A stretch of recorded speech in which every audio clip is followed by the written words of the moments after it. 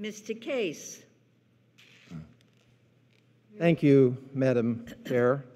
I also stand in strong support of this fiscal year 2021 state and foreign operations appropriations measure for two main reasons.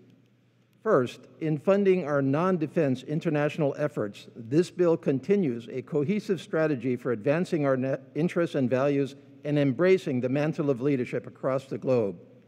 In doing so, it is a powerful and fitting response to the myriad of complex challenges confronting our world, most immediately the COVID-19 pandemic. Our allies and partners are clear that in these difficult times, they look to the United States to engage, stabilize, and lead, and it is in our national interest to do so.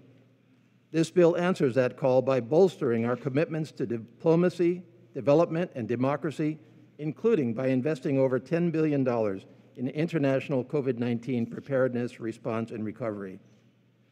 Second, this bill both refines and funds a cohesive strategy for advancing our interests and values in my own backyard, the Indo-Pacific.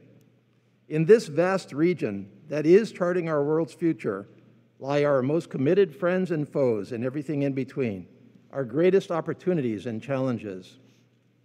Defense capacity alone, while critical, won't itself maintain our leadership throughout the Indo-Pacific. The greatest opportunities to sustain and boost our leadership lie here in this bill. I especially support the funding for implementing the Indo-Pacific Strategy and the Asia Reassurance Initiative Act, along with a new reporting requirement on Indo-Pacific climate security and greater focus on addressing illegal, unregulated, and unreported fishing.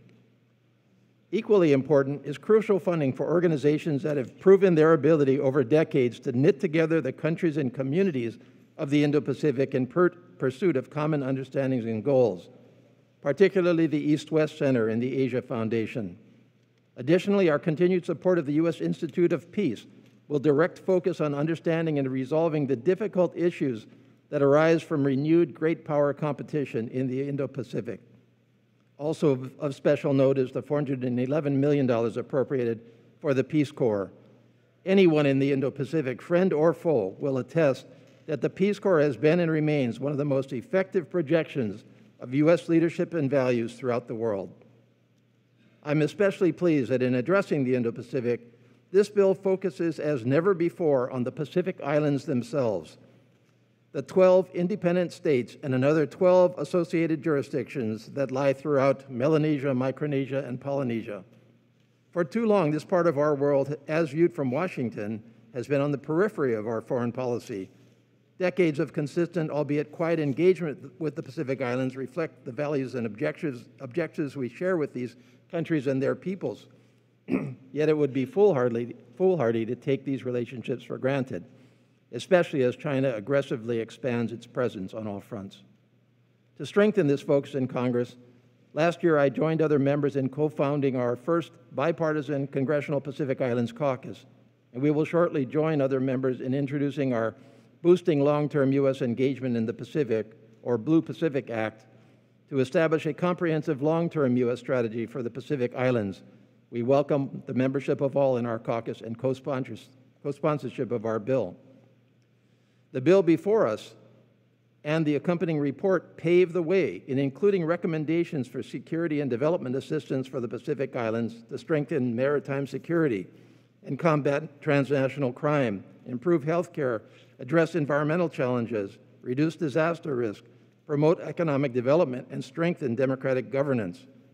The report also encourages our State Department to increase its diplomatic and development presence in the Pacific Islands, leverages our new Development Finance Corporation to invest in the region, and directs our U.S. Agency for Global Media to expand its coverage to the region and bolster press freedom. Collectively, these provisions will not go unnoticed throughout the Pacific and will reinforce our engagement in the Pacific Islands and the broader Indo-Pacific. In closing, I join all of my colleagues here in expressing our gratitude and admiration for your leadership, Chair Lowy, and service. The bill before us today, like those in years past, reflect your powerful vision for America's role in the world as a force for good. But I personally especially appreciate that you have personally understood and embraced the Indo-Pacific. Thank you for your stewardship of this bill, this committee, and our foreign policy. I yield back.